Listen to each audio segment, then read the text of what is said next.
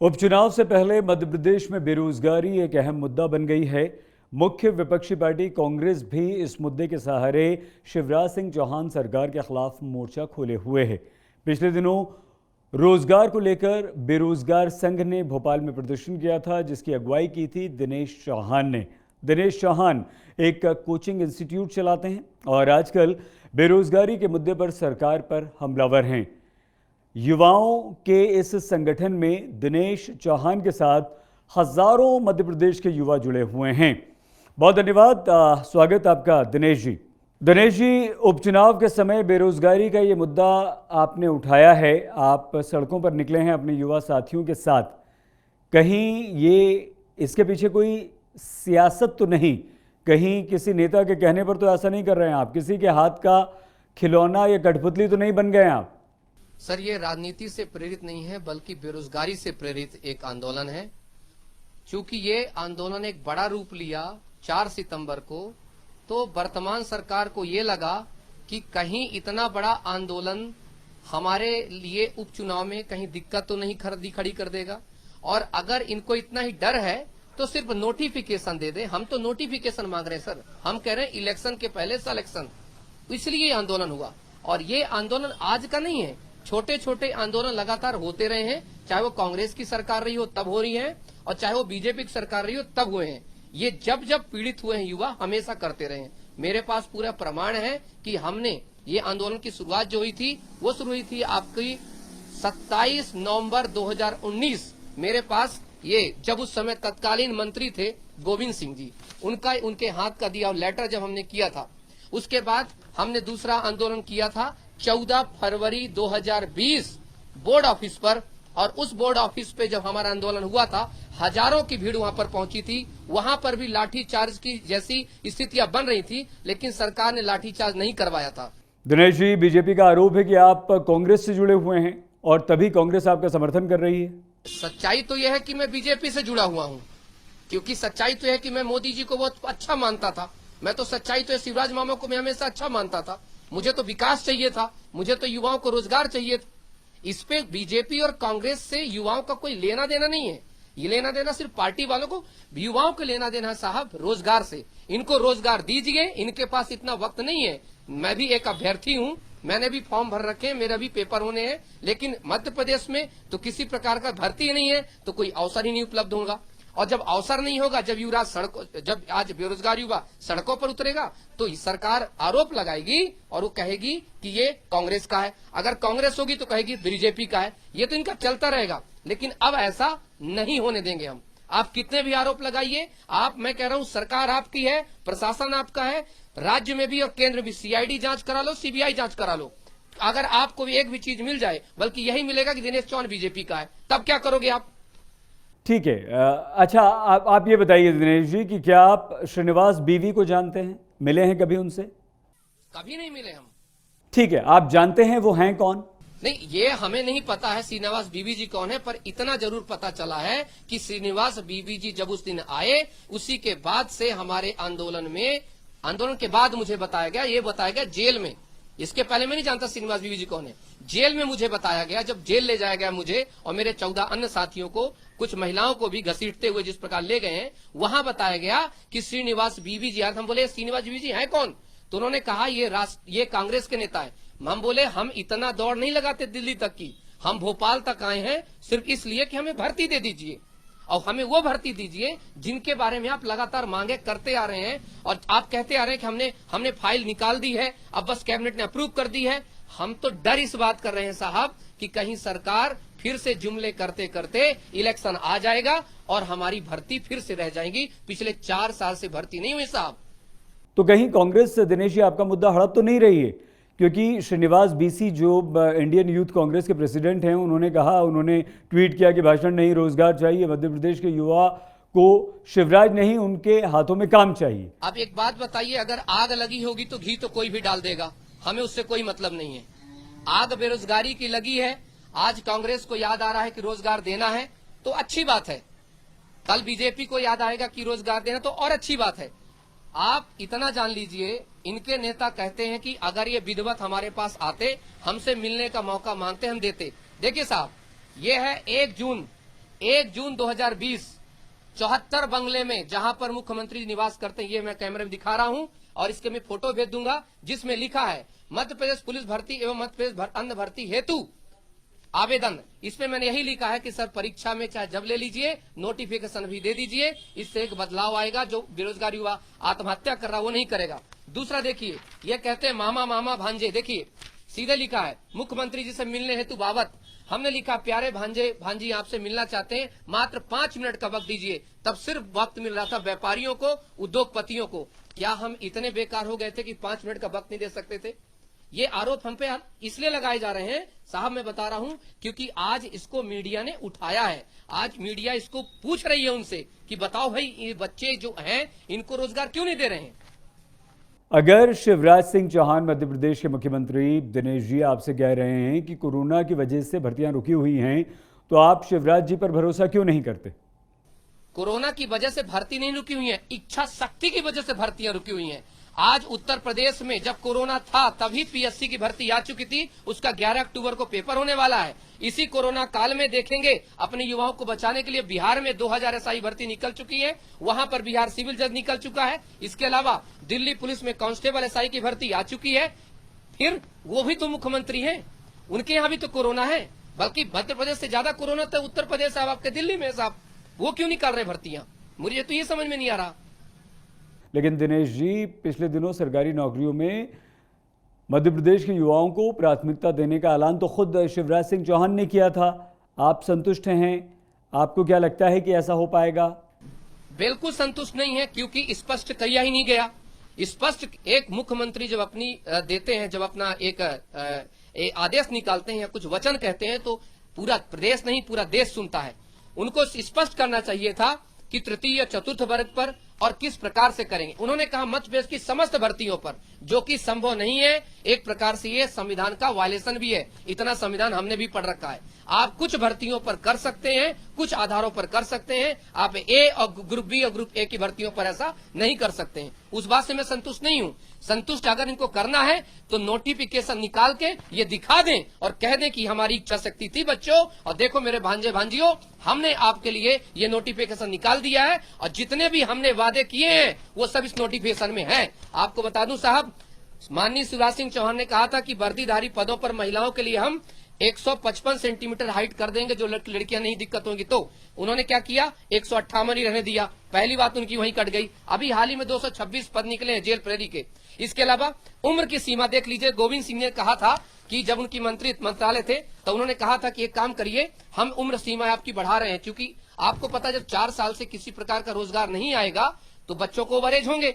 तो आप 33 से बढ़ा करके 35 कर दो। 33 से 35 करने के लिए ये आवेदन किया गया था मंत्री जी को, माननीय गोविंद सिंह जी के द्वारा। ये उनके साइन है और बाकी चीजें हैं, लेकिन उस टीप को खत्म कर दी गई वर्तमान सरकार ने। हम आज भी मांग करते हैं। नहीं, लेकिन दिनेश जी, मध्य प्रदेश पुलिस में तो उम्र सीमा बढ़ाई गई थी ना? नहीं बढ़ाई गई सर, 33 साल जैसी थी वैसी ही है।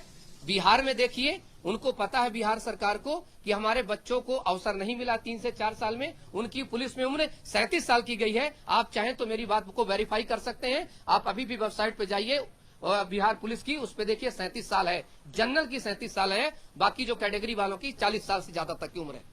एमपी पुलिस में भर्ती के लिए दिनेश जी आप जबरदस्त आंदोलन कर रहे हैं। गृह मंत्री डॉक्टर नरोत्तम मिश्रा जी से मिले, उन्होंने कोई आश्वासन दिया आपको?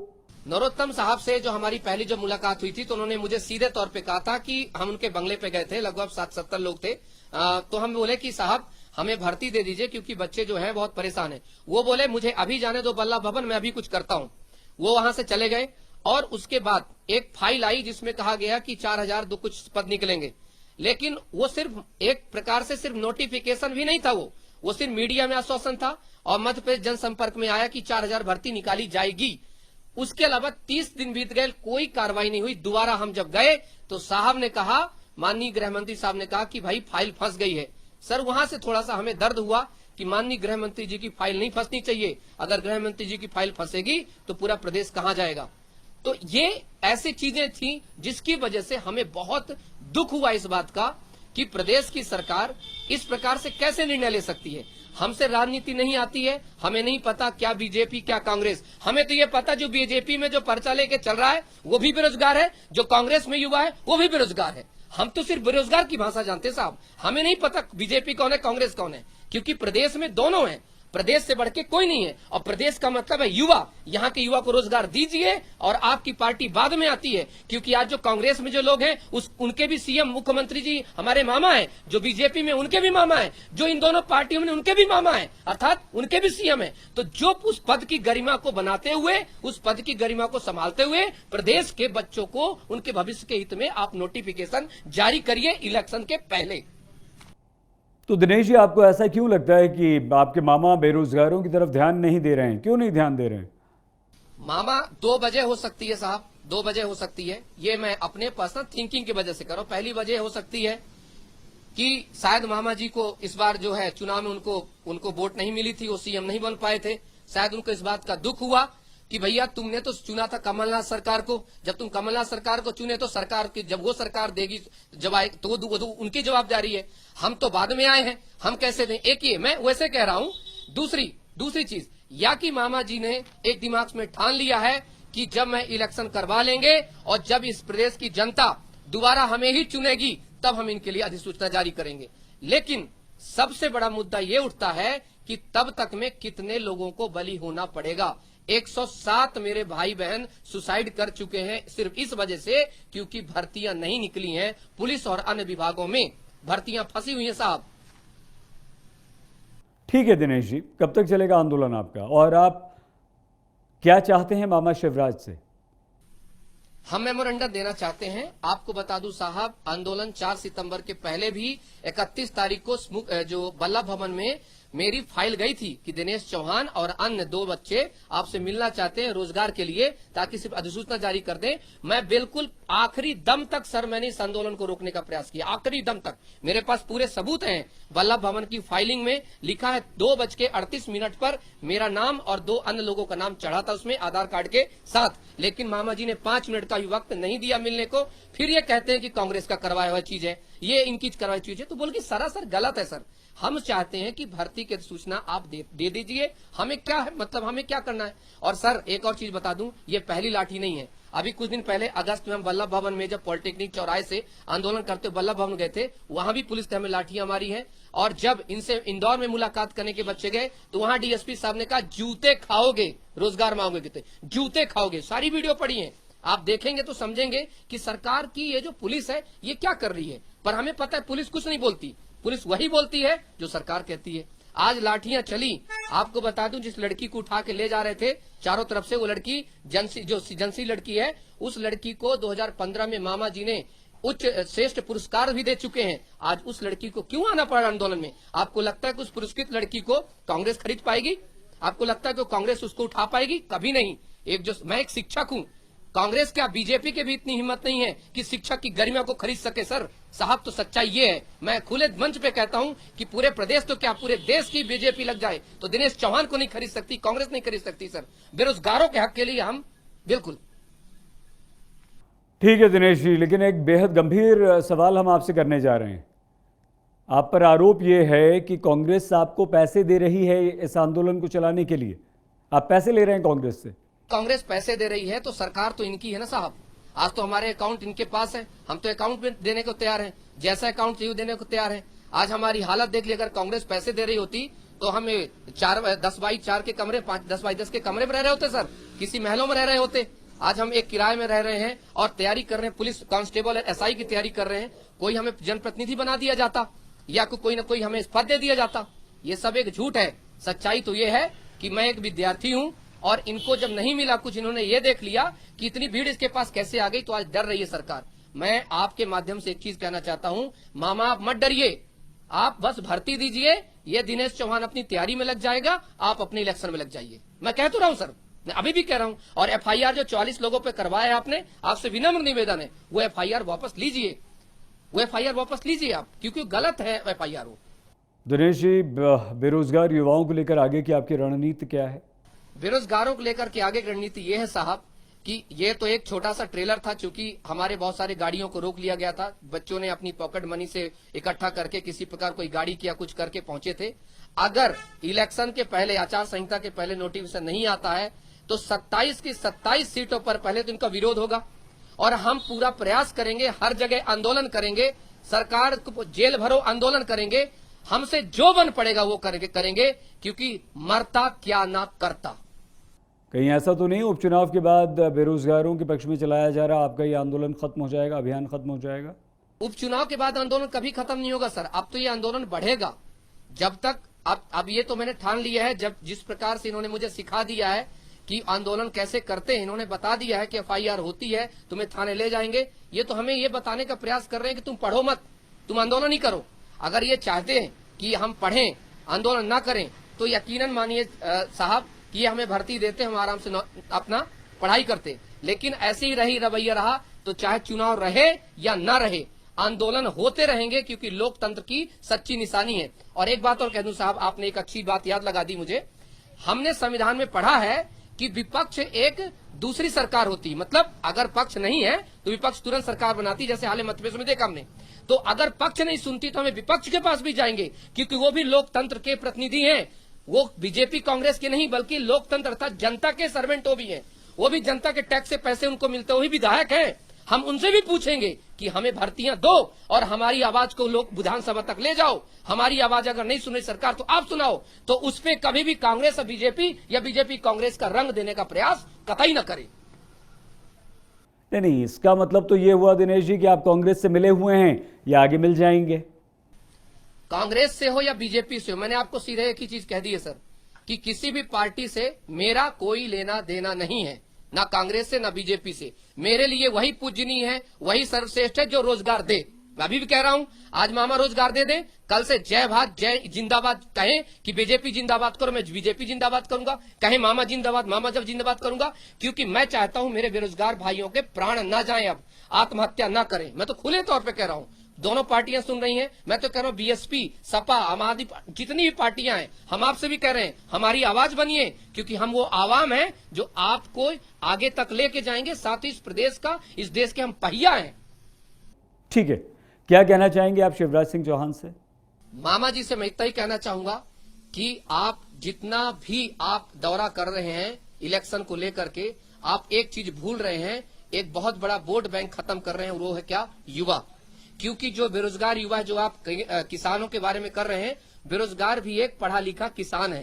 कांस्टेबल की तैयारी किसी मंत्री का लड़का, किसी कलेक्टर का लड़का नहीं करता।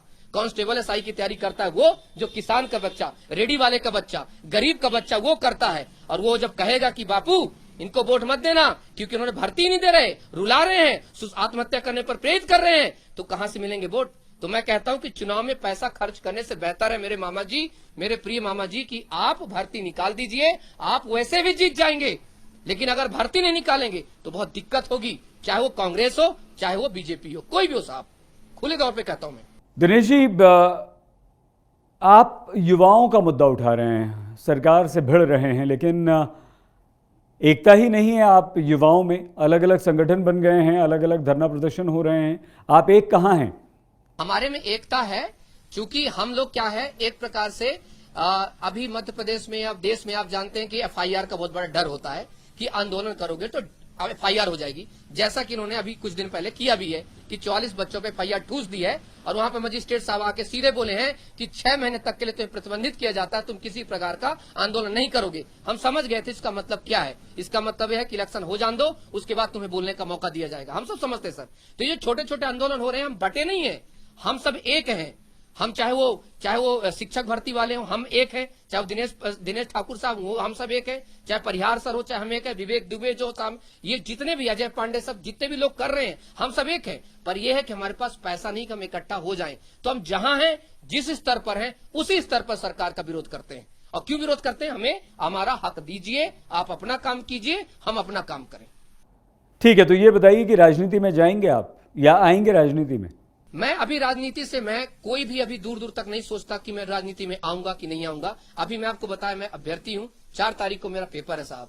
फिर भी मुझे आंदोलन पे उतरना पड़ा, इसलिए उतरना पड़ा क्योंकि हमारी शिक्षा सिखाती है कि अगर आपका बेरोजगारी अगर सुसाइड कर रहा हो, इस प्रकार का मानसिक अवसाद बन रहा हो, तो आपके एजुकेशन सिखाती है कि समाज से आपने जो लिया है, जो सीखा है, तो समाज के लिए कुछ करिए। ये हमने रियल एजुकेशन लिया हमने, और हमें इसलिए पार्टीवाद नहीं आती है, हमें आता है आप रोजगार दीजिए, बाकी मुद्दों को मत हटकाइए। बाकी मुद्दे हो चुके जो हो चुके। ये बार बार 1947 की बात करेंगे, बार बार बात करेंगे जाके 1955 का। अरे मुझे क्या करना 1947 के देश का, आप बताइए साहब। मुझे 1947 में क्या हुआ, मुझे क्या फर्क पड़ता है? मुझे फर्क पड़ता है आज क्या हो रहा है। भूख मुझे आज लगी है, मेरे चाचा ताऊ भूख में मर गए थे, चलो चले गए। आज मुझे भूख लगी है, मैं रोटी मांगूंगा, आपसे मांगूंगा, क्योंकि आप जनप्रतिनिधि हैं। इसलिए आप ये नहीं कह सकते कि ये उसके तरफ से है, उसके तरफ से है। आप पेट को देखिए, क्या वाकई पेट में भूख है कि नहीं है। 4 साल से भर्ती नहीं है, सत्यता यही है। दिनेश जी, अभी या कभी नहीं राजनीति में? देखिए, राजनीति में मैंने क्या बताया कि अभी राजनीति मेरे बस की बात नहीं साहब। मैंने सुना है राजनीति में आने के लिए बड़े धन बल बाकी चीजों की आवश्यकता पड़ती है। मैं एक बेरोजगार गरीब इंसान हूं। मैं एक बात मैंने बताया, आज मैं किराए में रहता हूं और मेरी जो 10,000 5,000 में किसी प्रकार से इकट्ठा करके अपना गुजारा करता हूं, तैयारी करता हूं। राजनीति भविष्य में आऊंगा नहीं आऊंगा, भविष्य में तो ये भी नहीं कह सकता मैं जिंदा रहूं या मर जाऊं। भविष्य में भी नहीं कह सकता मेरे साथ क्या हो जाए, कुछ नहीं कह सकता मैं। पर आज अभी मैं बेरोजगारों के साथ खड़ा हूं। मेरा राजनीति से कोई न लेना न कोई देना। क्या कहना चाहेंगे मध्य प्रदेश के युवाओं से आप दिनेश जी? बस साथियों, कितना ही कहना चाहता हूं, अगर कुछ करना है, अगर तुमने शिक्षा ली है तो याद रखना वो शिक्षा किसी काम की नहीं है जो आपके अंदर प्रश्न नहीं खड़ा कर सकती। वो शिक्षा किसी काम की नहीं है जो सरकार से क्वेश्चन नहीं पूछ सकती। वो शिक्षा किसी काम की नहीं जो अपने अधिकारों को लड़ नहीं सकती। इसलिए उठो, संगठित रहो और लड़ो, और तब तक लड़ो जब तक आपको आपकी सफलता नहीं मिल जाए। ये अगर आपको जेल में डाले तो जेल में जाओ, ये आपको पुलिस थाने से मरवाए तो पिट जाओ, कोई दिक्कत नहीं। क्योंकि याद रखना, सबसे बड़ी महामारी, सबसे बड़ा कोड़, सबसे बड़ा रोग होता है बेरोजगारी। क्योंकि जब तक तुम बेरोजगार रहोगे, आपको पता है भारत में एक चीज कि हर कोई दूल्हा ढूंढता है, कैसा? हर कोई दमान ढूंढता है। कोई व्यक्ति तो चाहता है कि सरकारी रोजगार मिल जाए, लड़का वही करेंगे। ऐसे में तो आधे कुमारे भी रह जाएंगे। तो चाहे सामाजिक हो, चाहे राजनीतिक हो, चाहे आर्थिक स्थिति, कोई भी स्थिति अगर आपको बनानी है तो रोजगार आपको चाहिए। इसलिए एक हो जाओ और एक होके रहो, अलग अलग मत पड़ो। बीजेपी कांग्रेस के चक्कर में मत पड़ो। क्योंकि मुझे पता है कि जो एनएसयूआई में है वो भी युवा है, जो एबीपी में वो भी युवा है। और अंसारी साहब, एक बात बता दूं आपको साहब, सच्चाई ये है, वो भी एबीपी वाले भी सपोर्ट कर रहे हैं हमें, एनएसयूआई वाले भी सपोर्ट कर रहे हैं हमें। क्यों? क्योंकि मेरा एक भाई कॉलेज में है तो एबीपी ज्वाइन कर रखा है, एक भाई है तो वो एनएसयूआई ज्वाइन कर रखा है। मैं उनसे पूछा कांस्टेबल की तैयारी करो, बोले भैया जॉब ही नहीं तो हम क्या करें। तो सच्चाई ये है कि इन युवाओं पर सब पर प्रेशर है, किसका? नौकरी का। इसलिए दलगत राजनीति से हटकर इच्छा शक्ति ऐसी हो सरकारों की कि वो बेरोजगारों के लिए कदम उठाए और रोजगार दे, और सभी युवा एक होकर के, संगठित होकर के लड़ें, अपनी बातों को रखें बिना डरे। बहुत धन्यवाद दिनेश जी हमसे बातचीत करने के लिए। हम यही आशा करते हैं कि आपकी मुहिम का असर हो। मध्य प्रदेश ही नहीं बल्कि देश का कोई भी युवा बेरोजगार न रहे। शिवराज सिंह चौहान मध्य प्रदेश के भांजे भांजियों की बात सुने। मोदी जी देश के हर युवा को नौकरी देने के लिए नीति ही ना बनाएं बल्कि नौकरी भी दें। धन्यवाद, बहुत धन्यवाद।